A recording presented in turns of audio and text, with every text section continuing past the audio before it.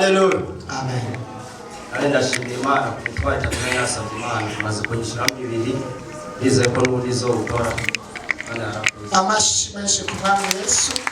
Iyo mitwaro itatu ibiri maze kwishurwa Imana ishimwe. Yesu ashimwe. Amen. Yesu ashimwe cyane. Amen. Yo ikintu ngiye gushimira Imana n'ibintu bine. Ni byinshi by'Imana yakoreye ariko hariho bine bikomeye cyane muri nto kwirengagiza. Kandi nibyo mwibanga ry'iwanje n'Imana si ngombwa ngo nde kubivuga ariko nje gushimira Imana irabizi nayo ndabizi. Ibintu bibiri iramaze kubishitsa ariko kimwe ntiragishitsa muze mufashe gusenga Imana kugira ngo igishitsa niyagishitsa naco niyo nzobarwa gushima Imana kandi nzoca ndakibabwira kugira ngo mumenye ko mwasenyeye. Ikindi naco kigira kane maze imisi ndi muhira waje wanje yagera kure cyane ariko Imana yamukirije uri muzima ari hano. Ibyo nzajya gushimira Imana muyimpera amashi. Mukomera amashi. Haleluya. Amen. Magaze ntashima Imana. Nari mfite igitero narajyama mu ijoro nkavyuka sanga kuguru nakomeretse. Ariko kuva mwarimu ivyo nsengeye ubu vyaraheze ndashima Imana. Amashi menshi. Ndishima Imana. Nahuye n'ibigeragezo byinshi mfise imbanyi y'umwana. Nahuye n'ibitero byinshi ariko Imana yarangwaniriye ndamuronka amahoro. Imana nihabwe icubahiro. Amen. Imana yakoze cyane. Imana itogukura Imana itogushitsa. Yesu nashimwe. Naje mashigi ntayo kuri bibiri Imana yankoreye. Nayiko kuguru ndashimira cyane ngo Imana shiste. Yansengeye cyane kuguru kwari kwisanye. Kuguru kwarambabaza cyane mu nyuma mbwe amaze kusengera bavuye haza akantu karaturika. Kuje kuravyimu hamaze guturika gisa ku masengera cyane asengera hageze igihe cy'aho ntambuka nyuma kurakirwara kize kumeze neza cyane. Yesu amuha amavuta menshi amaze gusengera. Kigira kabiri naco ishakabiri ndashimira Imana yangarukanye ibintu byanje abantu bari banyivye mungere naraje ndabimubwira asharambwira ati wizeye Imana ko bigaruka byaragarutse byose ubu ndabifise byari byamaze no gushika ruguru Igitega wari yafite yabushikanye Igitega bashobora bati wagira ngo ukoresha imiti ngira miti nkoresha nasenze Imana yamwungere mungere ngo mungere nawe ni Pastor Joseph Duimana ato mungere uzomutwere nzombereka muri ahubwo babwire batse kuturaba. Tubanyaruke none batse no kuraba Imana yacu. Uyu muntu mwijoro baraje barugurura ibintu iyo biri aho byugaranye. Barugurura barahenga n'abantu bari bacunze aho hantu bavuga ko ari uyu muntu abatumye barabipakira na taxi baragenda.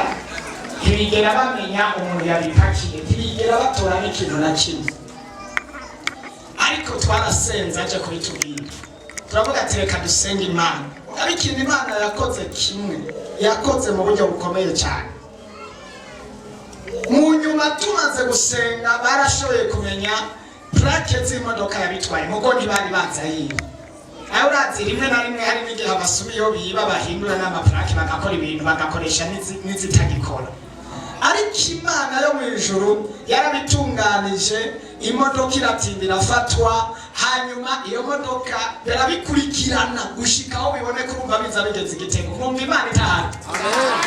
Imana mu bitako tubikora byose biragaruka.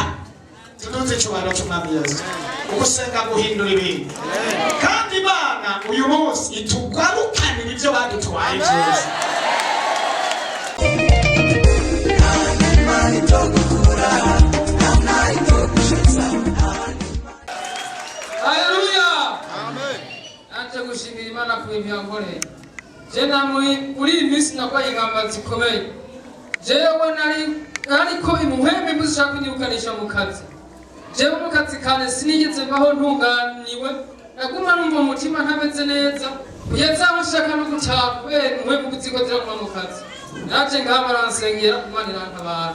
Imana rero ikintu yankoreye yankuye kugasuzugura imbere y'abantu kandi nari mu gasho mfunzwe n'Imana yantabariye n'Imana imumpera amashi amashi ku mwami Yesu yagutabaye Imana itogukura namna itogushitsa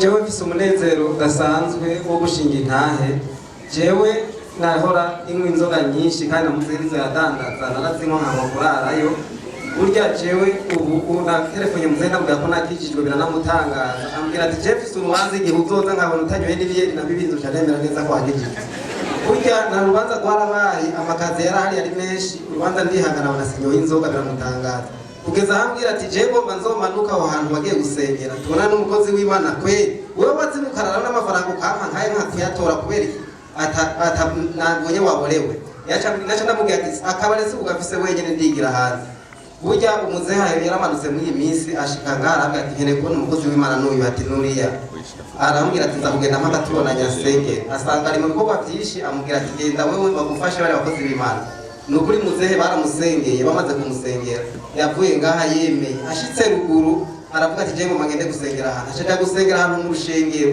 bamukura ahantu hagati iyo yarari baramuhamagara bamubwira ivyiwe bamubwira ivy'iwanje biramutangaza kuva umuzehe yakijijwe abakozi b'Imana baja kumutemberera bamuzaniye idumu y'intuze ya ji burya abantu bari bazi yuko tugiye kwa Rwarume yabafise uwo bagumutse yabaye agakombe baraga ngo muze wowe nawe ntukidandaza ziriye ati jewe narahejije yarakijwe kuri Imana ishimwe akoze Imana yahanira bemeza izina rya Yesu kudandaza ji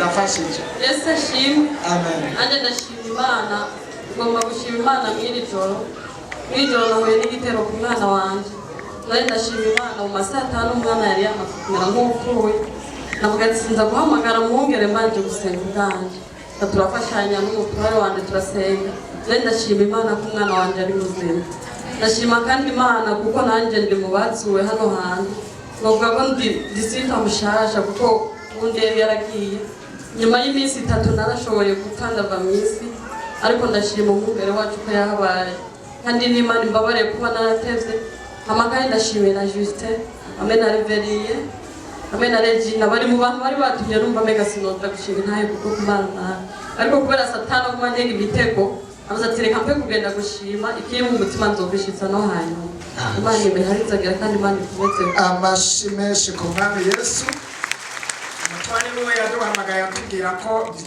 arembye kabisa tuca turiruka mw'uwo mwanya kabisa dusanga yapfuye twarasenze nk'amasaha nk'abiri arenga cyangwa hafata icuya kirabira yapfuye yagiye pi ariko Imana iramugarura mu izina rya Yesu erega turafise Imana shetani n'igituma turondera nuko tumubangamiye kuko arica uwo dukorera nawe akazura ariko azokwama atsindwa kuko yatsindiwe mu ijuru atsindwa ku musaraba atsindwa kuzimu no muri menda aratsindwa mu izina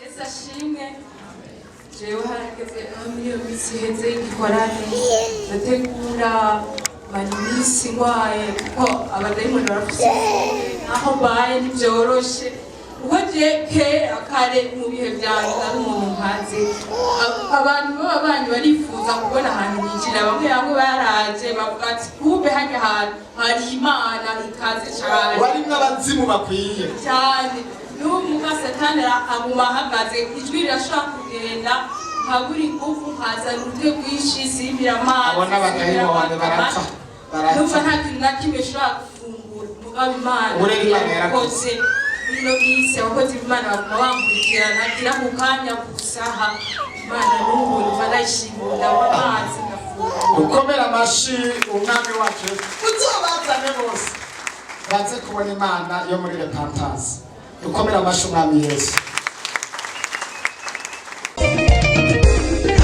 Imana itogukura namna itogushitsa Yesu nashimwe Manje gushima Imana yagiye ibana naje muri no minsi kandi ndiko ndabona ikiganza c'Imana ku mitwaro yanje imwe iri kwishura ikindi ngo bashimire Imana Satani ntaryamye wari we wese wahaguruka agasenga Imana kugira ngo murwanire mu gikorana cyo kuri ETS Satani yagifuye cyane ariko nabonye ntamara kukibamwo ku munsi wa gatanu mvuye mu gikorana ntashe muhira ndihindura yo kuraba ivyo abana barimo pickup yari nkubise kwezi neza ndiko ngena mwibarabara mbona bitanyegere ikiza guca hondi nabuze yes ikirandengana abari mbere ndetse madamu urahazi warupfuye bose barantangariye ndacugumira ndagira ubwoba ariko Yesu yaranesheje yarangwaniye intambara kubw'ivyo nje gushima Imana natacho senoye ariko ukomera amashi umwami wacu Yesu yarakoze. Haleluya, haleluya, shengero ry'Imana. Mungera duhaye umwanya muto ariko reka nshengora cyane uzoza tuguha umwanya ukwiye. Reka byari tariki 3 z'ukwezi kw'indwi niho nahura n'isanganya nahuriweko n'imoto n'imodoka ariko Imana yarakinze umutwe ntiwagwa hasi mugabo naraguye hasi kandi ndababara cyane ndapfa mu bisanzwe kubona mpagaze aha abantu bambonye nibo babishingira intara jewe nari napfuye n'amatangazo yuko napfuye ariko Imana yarahabaye abaganga barakora uko bashoboye bari bambwiye ko bashiramo icyuma n'amahera yo kugishiramo ndayatanga ariko ngeze muri bloke uko nakozwe inshuro 2 kuko nari nababaye cyane ubu rero icyo cyuma ntacyo bashizemo bakoresheje ubuhinga bwabo hanyuma amagufa araterana cyukuri n'Imana yahabaye simvize icyo noyiha jewe nayisezeranye ko nzoyikorera ubugingo bwanje bwose Imana niraheze amen cyo kintu kirakomeye cyane Yesu nashimwe mpagaze hano nshimye Imana ko yanyongeye iminsi yo kubaho mpagaze hano imbere y'ishengero ndiko nshimira Imana yo mwijuru yanyongeye iminsi yo kubaho kuko nanje ndi mu bantu bari bapfuye Imana inzura ndi muzima Yesu nashimwe ndashimira umwungere wacu atwitaho ijoro n'umutaga nkongera nkashimira abasenzi ba hano ndibuka harabaye ambuteyaje mwidasanzwe ku bugingo bwanje pasiteri bamwe yabagaruriye mu mabisi baraza bashikaho ndi sinigeze menya abantu bashikiriye ariko ubu ndashima Imana ko nkiri muzima ko nkihagaze hano mumfashe mukomere Imana mama inshuro 2 uyu yapfuye umwanya umwe twaravuganye hanyuma turiko turavugana biracika numva atakivuga kumbe yamaze gupfa yabaye wapfuye ntashobora no gufata telefone ntamagara abantu ati nimwirukanga ajya aha naho mubona umenga bamwe batamenya ibihari ariko hariho abantu turiko turakora cyane Imana niyibizi hamwe n'abasenzi ba hano bariko barakora ibikorwa biteye ubwoba kandi bikomeye cyane barirukanga turafasha mu buryo butandukanye twariha amatike bakariha amabajaja tukakonsoma turiko turasova abantu bafise ingorane zitandukanye Imana niyagushoboza ikaguhezagira uzoze ugira ikintu ukora ku basenzi kuko bariko baratabara kandi dukoresha amanite menshi uwo twariko turavugana mu kanya biracitse mpamagara abantu atiruka bagezeyo basanga ntakivuga na telefone ifise uwundi nawe byamucanze nta bwenge ntaki yamaze gupfa umwanya wabaye munini cyane kugira bamusengere aragaruka ivyo birahera uwundi munsi mbona uwundi muntu ampamagaye asengera hano baguhamagaye ntiyashoboye kukubona mugandungikiye message ko kabaye mpamagara abandi bantu nari ndungitse gusengera mu Kanyosha bagiye ndabagarura muri bisi bari mu nzira ati kata uwo narembye gusumba banza mwiruke gutabara hariya bururutse amabisi fata abajaji fata amatagisi mwirukange musopfe mwiruke hariya barirukanga basanga naho kabaye ariko Yesu ni mwiza cyane baramutabara barasenga Imana hamwe n'ubushobozi bw'ijuru Imana iramutabara nico gituma uyu munsi ashima Imana Kristo Yesu ari ku ngoma kandi twegera Imana nayo izodutabara Imana itogukura, Imana itogushoza. Yesu nashimwe, Yesu nashimwe kandi hama nanje mpagaze nganshimira Imana. Jewe ninjiye ngaha ngwaye igitero c'abadayimoni gikomeye cane, ngira ngo noba naracanduye mvuye mu nda kwa mama wanje. Ahantu hose nagenda gusengera no mw'ishengero nari mazemo igihe kirekire, bari barasenze barananiwe nca ndabifata ibisanzwe. Mugabo maze kwinjira ngaha hantu ndaza tubonana na Mungere yakize kunshira ku kuboko, abadayimoni baca batangura kunkubitira imbere yiwe. Hanyuma bamaze kunkubitira imbere yiwe, abasenzi baca baranterura baja kunsengera. Bantu b'Imana ngaha narahabonye Imana, nimuyimpera amashi yankoreye ibitangaza narabitse kandi cyane. None Imana ihezagira umukozi w'Imana Mungere Pasiteri n'abasenzi bo ngaha, Imana izobaha iherezo ryiza. Hanyuma ikindi naco nahakanya ari gatoya, ndashima Imana kuko Imana yacu ikora ku rutonde kandi ni nziza. Iyo mfukamwe ndayisaba ikintu ntintebereza kandi n'iki itarama irambikiye. Amen. Yewe ikintu ngira nshikite ni ibintu bibiri Imana yankoreye. Je murazi aho nashinga intahe nari mpagaze hanye. Urana ko n'ubundi Imana ari yisuye kunshira. Nagiye hepfo mu Imana ntiyabyemeye suri mpagarara aho nari mpagaze. Cyoko mumbona ibaza murabona uko ndi umusore mwiza. Kabisa. Cyane. Jewe umunsi ninjira ngaha nije ngaha mborewe.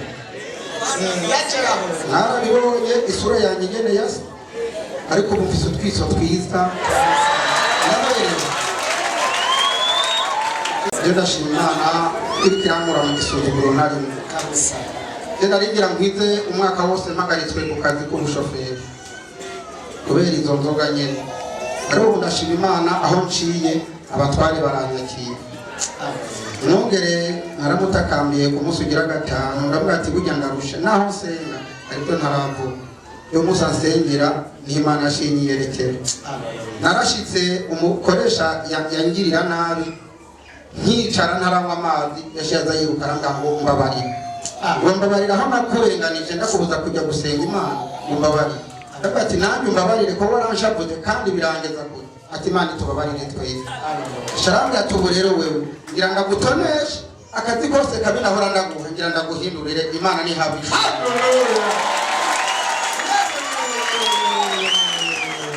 Imana ari fantastic ku kazi.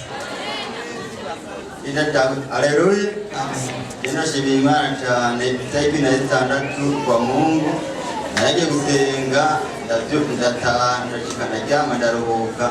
Nkora akazi ka misi yose ngaho muri disi muri ngaho mu Ngagara.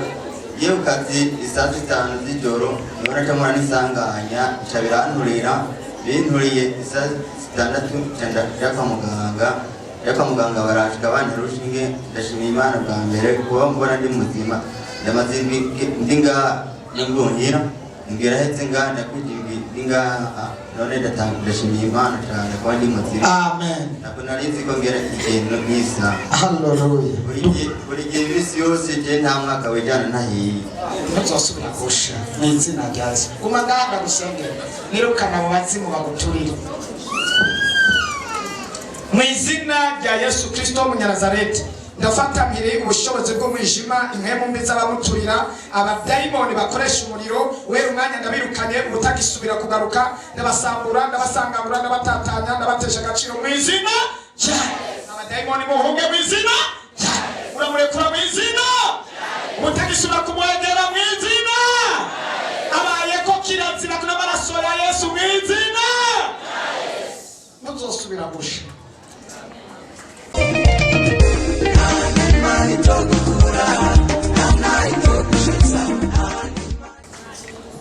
Haleluya. Yesu ahabwe icyubahiro.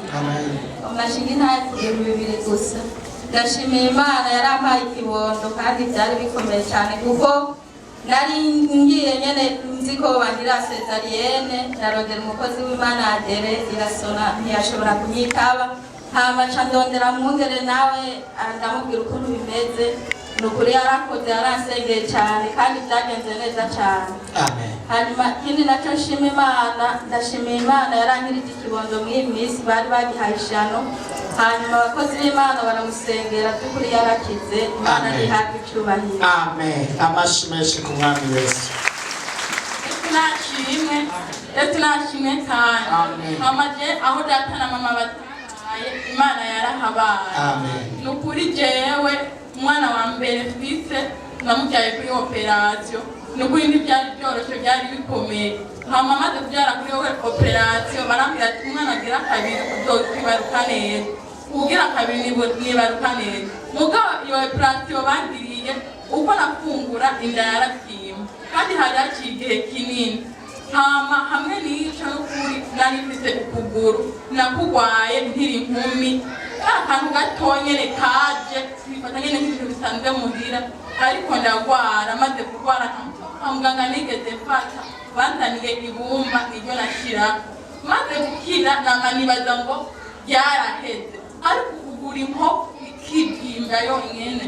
Imaze kubyimba yonyene sinasenga n'ukuri icyo gihe ndayifata minenegwe, ariko maze gushika ngaha umukozi w'Imana ariko aravuga ku radiyo isaha 8 z'ijoro niho natora telefone ndumviriza. Maze kumviriza babati jaha hantu nzohabaza mpaka ndahashitse. Maze gushika ngaha no kwirabona ukuboko kw'Imana narakize ukuguru ndashima. Kandi ikindi nacyo mu muryango je nari umuntu uyu umwe umuryango wari warahanaguye, ariko kubwo umukozi w'Imana Pastor Joseph ati mugiye kubona igitangaza, mugiye kuba telefone z'umugisha.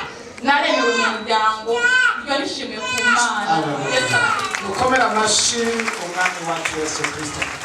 Muri Yesu biremera akwemeza abari baraguhevye bakaguhindukirira. Uku kwezi kw'icumi ndatangaza abadayimoni bateguye ibikomeye, ariko biyenze Yesu yateguye ibikomeye ku buzima bwawe. Uku kwezi ni ukwezi tugiye kubamo intsinzi, ukwezi ko gutaraba, ukwezi kw'icumi. Ibyumba watera haleluya. Ukwezi kw'icumi ugiye kubona message yawe.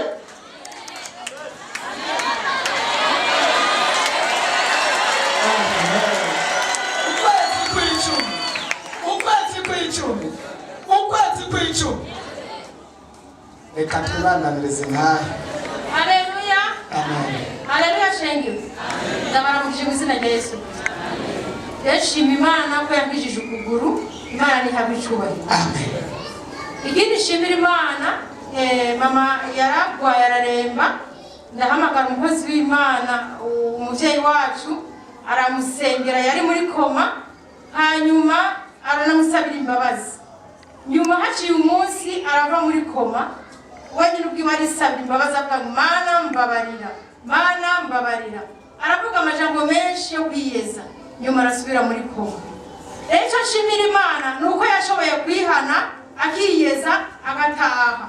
Kandi nshima Imana ko amaze kwitaba Imana yaranyihishuriye, ndamubona ariko ajya umukate wera cyane, biboneka ko yagiye mu ijuru. Rero Imana ishimwe ko yarangije amahoro. Amen. Ni ubuntu bukomeye kuko hariho abandi batarangiza neza bakajya hino cyane. Mumpere Imana amashyi menshi ku mwami wacu Yesu Kristo. Imana ishimwe.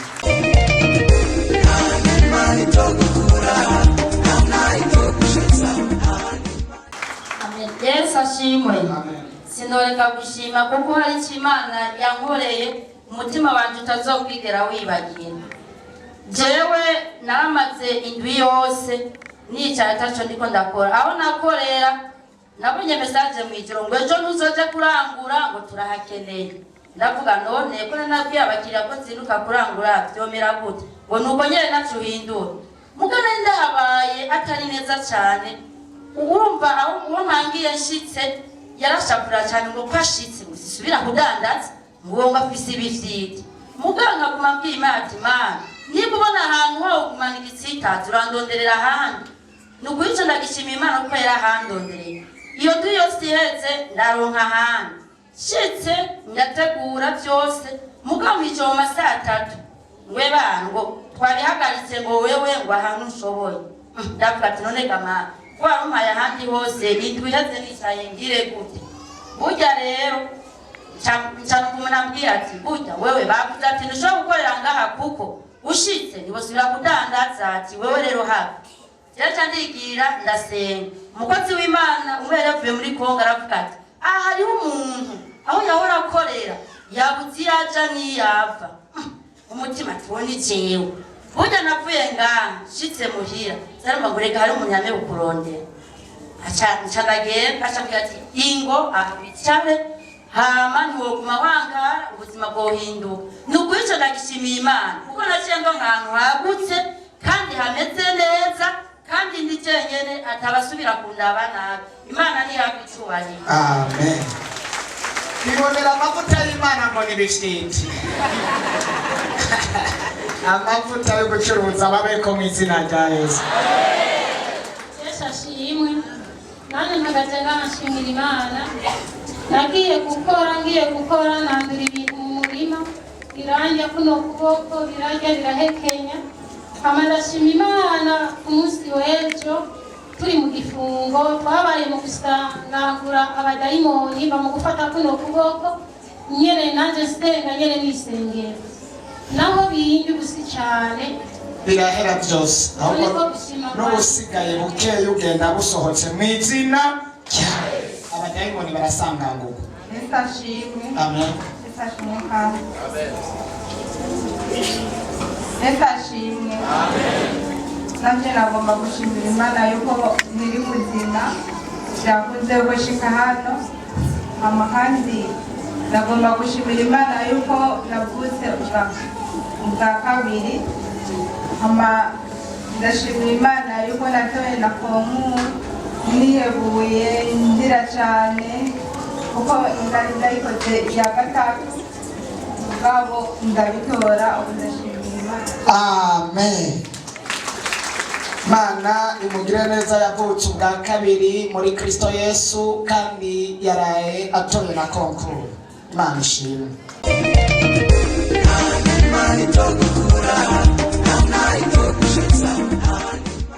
Yesu ashimwe. Nanje ndashimira Imana ko nakize amaguru basengeye ku iradiyo ndafata ku maguru sinzi bimwe nanduye mu nyuma rero ndumva ko mbohotse no mu nda hose byaranja hama mu nyuma rero ndaribwa rwose hanyuma ndakira ndashima Imana rero kuko natubize na ruguru nsanga n'umwana wanje arakomeye Imana nishimye. Amashi menshi ku mwami Yesu. Imana nishimye. Amen. Jewe umwana yaramaze igihe kinini agwaye sinabimenye ndavuga ati reka ndamujane mwongere amukore ko basi hama ndamujane kumupimisha ngiye kubera umwana yaratubwira ukuguru kumwe n'ukuboko agaca agwa hasi ariko ubwo nyene abakozi b'Imana bose bamukoze Imana ibahezagire kuri twari tumva turushe ariko naramujane kw'iradiyo baramupima ubu nasanze akomeye Imana. Amashi menshi ku mwami wacu Yesu Kristo. Yesu ashimwe. Amen. Nanje mpagurutse ngomba gushimira Imana ko natoye konku kuko nari nakwihebuye nta nzira nabona n'imwe ariko Imana yarabikoze konku ndayitora kubera nari mfise n'ingorane kandi n'ubu ndayifise ndiko ndiga nta kintu gishobora kugenda mu mutwe ariko ndashimira Imana cyane kubona naratoye konku maze kuyitora benshi byarabatangaje cyane nk'abigisha ntibashoboye gutahura ko ari byo natoye konku bose byarabayobeye. N'isengesho rya hano n'abakozi b'Imana ba hano nyene bansengeye ngomba gukora konkuru navuze ati reka ngende hajya kuko ndizera neza ko hari Imana ikora kandi ivuga bikaba cyane abakozi b'Imana bariko konkuru zoyitora ibyo ndabishimira Imana cyane. Ni byiza ko Imana iguma ikora ibintu bitangaza abantu noneho rero ubu ibintu ugiye kwiga bigiye kugumayo mu izina rya Yesu. Uhereye isaha abadayimoni bahora bamutwara ibyo yiga ndabirukanye reka uyu mwanya ibyo azokwiga byose bigume mu mutwe ashishikare gutangaza abantu kugira ngo Imana ya hano ishishikare kwiyerekana mu izina rya Yesu. Amen.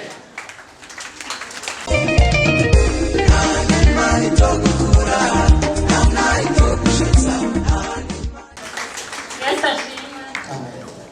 Ubisanzwe ko mushinga intare no kumaramaza shetani no kumwambika ibara kuko atazishikana najambaye kabisa imana ihagaze magabo shinga naye jewe icambere nshinga intare uvuze se uku kwezi kw'icumi tugiye kuba kw'igitangaza umutwaro nazanye kuwa gatanu ku karago ngaha navuye ngasanga muhira umutwaro wishe kandi yari itariki mwenyewe amikende shingire ntahe yadusa kandi yashatse kuntwara akayomekera yazanye umuturagaro rimwe na rimwe ndabona ko ubuzima bwanjye burangiye hanyuma nicyo gituma nazindutse kuyimara amaza ngaha jewe nari ku kazi hariya mu Gasekebuye ngiye ku kazi ndagakora gushika mu masaa 8 niho ndiko ndamanuka ahantu ku masekariye ndiko ndatora amashesheti yashika kuri ane numva ikintu kije rimwe na rimwe kinshumitaha amazuru kinsubiza mu zuru numva ko gisenguka cyane ndafata ya mashesheti ndayikotisha ku mazuru amaso asanzwe umengo ni piripiri byose birahunguruka imisari irarenga ya mashesheti birahunguruka umutwe uruhande rumwe urameneka nsanda kabakaba hasi cyane nicaye ndahamagara ya mana ya Repentance nshigikiwe na Pastor Uwimana Joseph imana irabikora burya nta mwana w'Imana asengera ngaha azopfa kugenda uko nyene oya wizera ngaha ni mu muyenga w'Imana bene data ndagishingira ntayo kuko nari ntabonye ko ubuzima bwanjye burangiye akamoto mu zuru kari gahindutse nibyo maramazi uwo muyobe narunamye hasi nzi ko ari amaraso agira shushu kuko nari numvise akamoto gahindutse sinumvise aricyo nshandagira uku haca haza umusore muremure cyane mwinshi wameze igomba ryugurutse ico ndagishimira Imana ko yarayikingizije hama ikindi shingire ntare ndashagagura intare zo gasinoze narazofata umwanya muto ikindi shingire ntare urabona cyari igikorane cyaba PSS kirongowe nawe Pastor Uwimana Joseph Imana ikongera amavuta kandi ikongera ubuki amen urabona waratuye ubugotsi iki gitambaro uwo muzogishirako wese agwaye azoshakira izina rya Yesu Imana rihabwa icubahiro mutama wanje kuwa mbere uheze niho atashe ndamufungura yatashe bwije cyane ndamufungurira arambwira ati jana aho mfungura numva ndemererwa mu mutima kandi hari ibintu biriko birankatagura ngaha ndamubwira ati mu izina rya Yesu none ndakuronderera umuganga ari uwunkiza je ndamwemera turabona kijya gitambara kijya atikiye kijya gifutanya shirera ati kijya n'umuti ashavuga ati kiza ni Pastor yatubwiye yuko uwo tuzogishirako wese azoshakira naje kubwi ijambo yavuze kandi ndamwizeye kandi ku mavuta yasizwe n'ubundi bwiwe tumaze iminsi mbona rero nagiye gukimana ndakikujya kutekura hafi anagitora ndakimufuka agapira yambaye akakimufuka nuko kungura ntiyafunguye akakimufuka kimana uri hejuru abana b'abantu bararyama bagasinzira wewe muganda dukutasinzira ndakimufuza ni wowe uzomenyesheje mu gitondo bijya rero akarambwira ati none wumva mu mutima bikeneye mu mutima biriyo mugabe ko bikorokera mu nakunkata kanambwira ati mwizina rya Yesu birahera jenta ndijyanira muraca kabisa sinari bikeneye amafaranga rega barasuzumuye abandi mu rukundo bijya rero biteye mu gitondo saa 11 cy'agasenga senze ndakukura rero amanyagaza kikoze ati nizawo ati zabintu gukatakura mu nda no mu mutima byaheze ati byaheze ati muga ikintu gisigaye ati hari uruyogoyogo rwishimura tanambye tuko uruyogoyogo hanze hagenda izo mu gitaza gukata uruyogoyogo n'isanga ahubwo bitwa biriruka bigenda tanambye kure kugira rurangire neza uko nawe nyina sanzegera singo tugenda kuko tubimana twese turavuye muri Kongo igoma agushingira hano n'ukuri uza wakira ngo yogo biherera hariya nyene taturazaga yaratavugisire Imana ihambe icubahiro haleluya Paulo yaratwara ibitambara abantu bose yarasenga ufise igitutu ciwe gikoze ku muntu aba ibimuga byaramuguruka igitambaro kidugije gusa yaragisengera wagikoze ku ngwara y'uburenze akacakira kandi Paulo irakoresha ryari ijambo yizeye kandi iryo naryo niryo twizeye. Imana iguhe kwizera ijambo hanyuma ubohoke mu izina rya Yesu. Haleluya! Haleluya! Haleluya! Ndashimira Imana cyane ko dusubira guhagarara muri Eglise de Repentance. Jewe ndakubakira umwana muri hôpital militaire bangiriye césarienne, hanyuma mu nyuma ndagwara ndaremba cyane. Telefona mwongere amayideshara hehe mani munezegere cyane. Yaciye telefone acambukira abakozi b'Imana Regine sinzi n'ubundi byazanagenda. Namubonye nga Yesu abahezagire cyane rwose. Baciye basengera bukeye basubira birampa nyene ndumva ko mfuye ndasubira mu telefone abasubira baragaruka. None rero ndashimira Imana cyane yanyongeye iminsi yo kuba uko nari nzi ko ntazosubira kuba kuri iyi si. Yesu yankoreye ibikomeye cyane. Ni ukuvuga ahantu kwa muganga aho n'abandyamye sinavaho abaho nyene kuva mu gatondo gushika ku mugoroba. Kwa muganga baca bambika ntarakira byanse imiti yose banteye byanse bambwira bati taha rero aho uzokirira muhira nta kunzi. Namaze iminsi batantera imiti ndataha mfise muhira bandanya ndemba reka abakozi b'Imana mwarimu Claude Yesu amuhezagire cyane. Yawomenaga ikiraka yamubwira mu gatondo ku mugoroba. Yesu amuhezagire cyane. Ndashimira Imana yangiriye neza ikantabara. Amashimeshi ku mwami Yesu. N'uyu muntu mu bantu bavuye mu rupfu nawe arimo. Turavye ukuntu baduhamagaye yari n'ingene twashishikaye kumusengera yari yapfuye. Aha yagerageje kurezima ntiyabivuze byose kuko biteye ubwoba. Najewe sinobivugira hano. Ariko Imana yarakoze. Yesu nashimwe. Nanjye shima Imana kuba mpagaze ngaha. Jewe nagiye ngaha ndemerewe cyane, nari mfise impwemu mbi y'inyazi. Nararondera nta kintu nigera ndonka. Ndumva ku iradiyo ndaza ngaha. Nari nzi ko uwo munsi bagenda basengeye, ariko umukozi w'Imana arambwira ati wewe genda ibyawe birugaye aho uzogaruke wige inyigisho. Hari inyigisho turiko turigisha. Naraje ngaha ndaziga ndaziheza, hama shima Imana ko naciye mbatizwa amazi menshi muri uko wa gatandatu. Mbatizwa amazi menshi ibintu byaciye bihinduka. Ibyo nahora ndondera imitwaro n'imwe yabirishurwa uko naronka amafaranga menshi umugambi nateguye ugapfa kandi sinabona iyo bitumuta. Ariko ngeze ngaho inyigisho banyigishije narazumvise numva zankoze ko ndumva iyo biva batwigisha ibyo mu bisokuru n'ibisokuru numva nanje bigenda binkubitako. Ariko naciye mfata ingingo ndabatizwa amazi menshi hama kuva ubwo mbatijwe ibyo naronka. Ubu Imana yaruguriye muri make. Urafise umugisha. Ndafise umugisha kuko nari ndondeye premi imyaka myinshi kandi ndonka amahera bikanka, ariko ubumereka kugironka. Dukomera amashi umwami wacu Yesu Kristo.